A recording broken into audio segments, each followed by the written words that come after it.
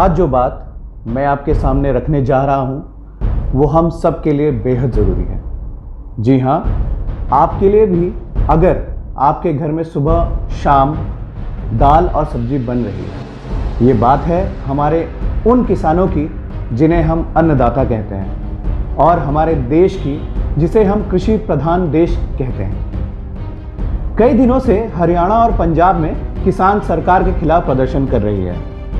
आज किसान फिर एक केंद्रीय बहस का मुद्दा बन चुकी है। विपक्ष केंद्रीय सरकार पर जमकर विरोध कर रही है और मोदी सरकार ने इसी विरोध के बीच इस बिल को लोकसभा और राज्यसभा दोनों से ही पास करवा दिया है। तो क्या है ये तीनों विधेयक और क्यों देश भर में इसका इतना विरोध हो रहा है? क्या है इस बिल के पक्ष के तर्क और क्या है विपक्ष के तर्क? चलिए आज इस पर बात करते हैं विराम शो में। सबसे पहले तो आप इन 3 बिल्स को समझ लीजिए। सबसे पहला बिल है आवश्यक वस्तु संशोधन विधेयक 2020, जिसको इंग्लिश में कहते हैं एसेंशियल कमोडिटीज अमेंडमेंट बिल, जिसे 1955 में लाया गया था और जिसमें सरकार ये तय करती है कि किस वस्तु का कितना भंडार रखना चाहिए।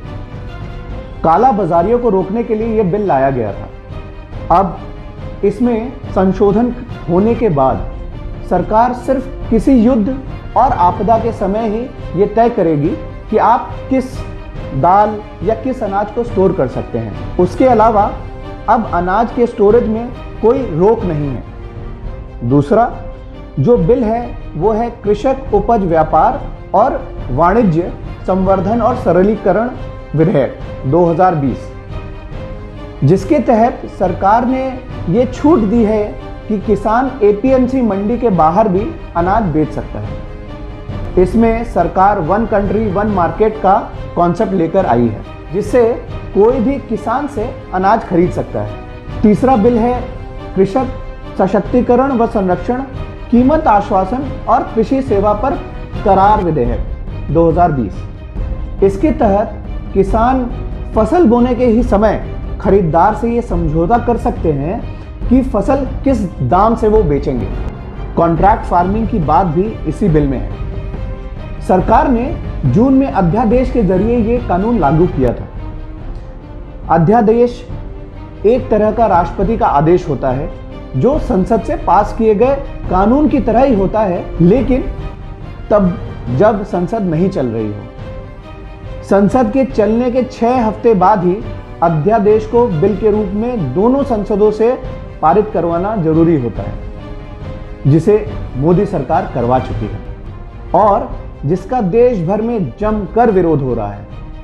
लेकिन अब ये जानना भी जरूरी है कि तीनों बिल का लोग विरोध नहीं कर रहे हैं। जिस बिल का विरोध हो रहा है वो है कृषक उपज व्यापार और वाणिज्य संवर्धन और सरलीकरण विधेयक 2020, जिसके तहत किसान एपीसी मंडी के बाहर भी अनाज बेच सकता है। सरकार एपीएमसी मतलब एग्रीकल्चर प्रोड्यूस मार्केट कमेटी के एकाधिकार को खत्म करना चाहती है और जिसे वो गलत बता रही है।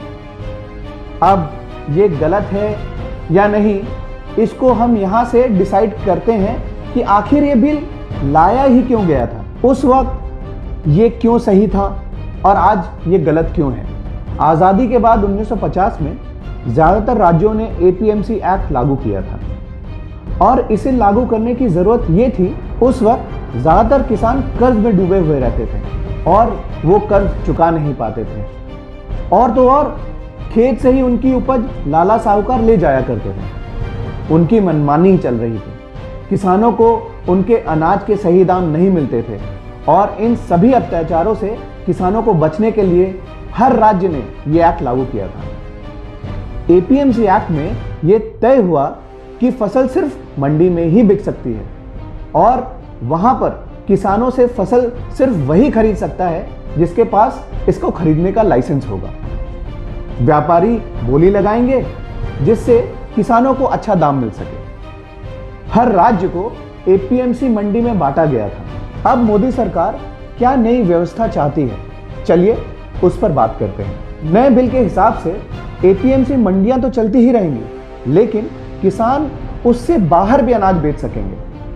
अब ये किसानों पर है कि वो मंडी पर अनाज बेचें या बाहर किसी भी फैक्ट्री, कंपनी या कारखाने में सीधे।